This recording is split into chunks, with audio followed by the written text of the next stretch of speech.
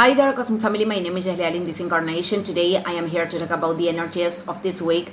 So the manifestations of the full moon in Virgo are going to continue. This week is part of the energy of this full moon.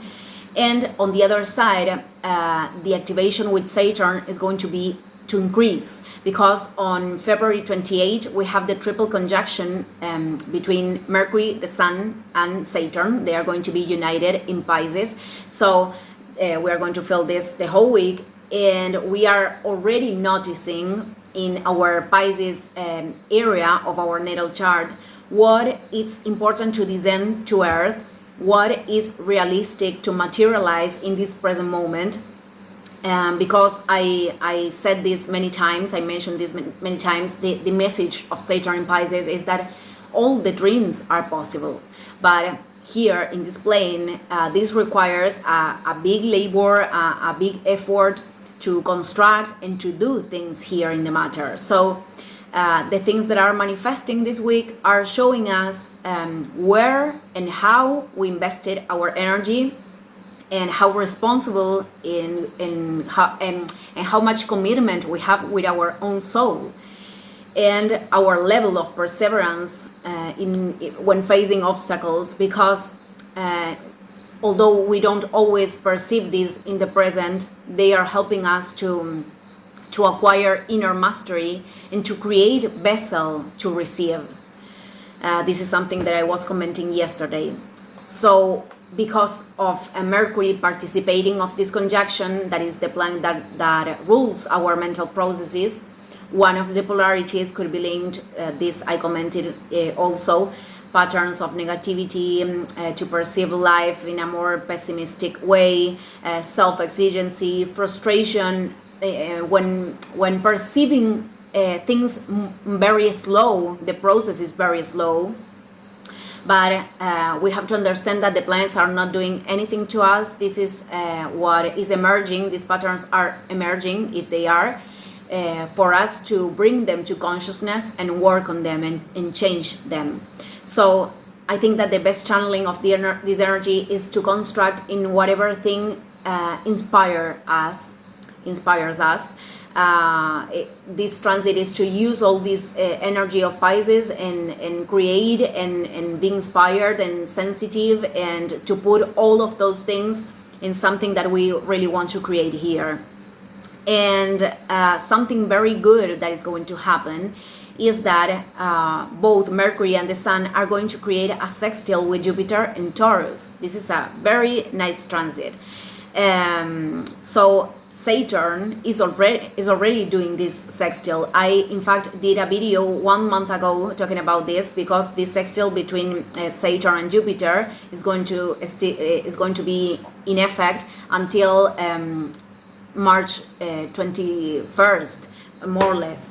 So this is a very nice time, this with all of these sextiles, to invest efforts, resources, time, energy in whatever thing our soul is telling us to do, because we are going to see the fruits, a big expansion, a big growth here in the matter, visible, tangible. So this week could also fruits could also manifest, but it's important to detach from the expectations and to appreciate every blessing that comes to our life, because that opens the door to other blessings in the experience. So with the sextile between Mercury and Jupiter, that is going to be on track from the 27th until March 1st. The ideas with divine purpose are in order, that are descending in order for connecting us with the infinite sustenance and with prosperity and abundance. And the sextile between the Sun and Jupiter is going to last from the whole week, because the Sun moves slower. So, well, we are going to amplify then on this. Let's go with another transit from the 1st to the day 5. We are going to have the square between Venus in Aquarius and Uranus in Taurus. This represents another basis, another shaken of the basis. I don't know if I said that correctly, but I don't care. This is about unexpected changes, but they are happening in order to enable another level of self-love. Love is something that is part of us. We only just have to recognize it and to align ourselves truly with our desires of the soul. This could imply leaving relationships behind. This is very active because Venus is still in conjunction with Mars. They did this transit with Pluto in Aquarius. So the connections, the unions that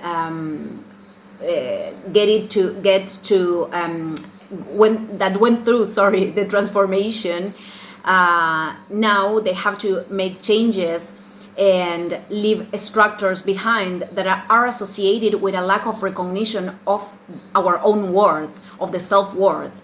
So of course this applies to people that are doing an individual path, and this also applies to resources. I mean, Venus in Aquarius wants to generate resources expressing the authenticity of the soul, because that thing, that particular thing that everyone has is what the planetary network needs. So this goes beyond our own pleasure, our own enjoyment that is associated with Venus. This is a collective need. To express what we have to give is a collective need. So also at the final part of this week, I'm going to mention this transit is going to be perfected the next week, but we are going to feel it before, so that's why I am mentioning this. Mars in Aquarius is starting its square with Uranus in Taurus. So this is about changes also, changing the path, changing the way we were generating resources, changing structures that gave us security, changing the way we are doing things even. So let's remember that Mars is very associated with anger.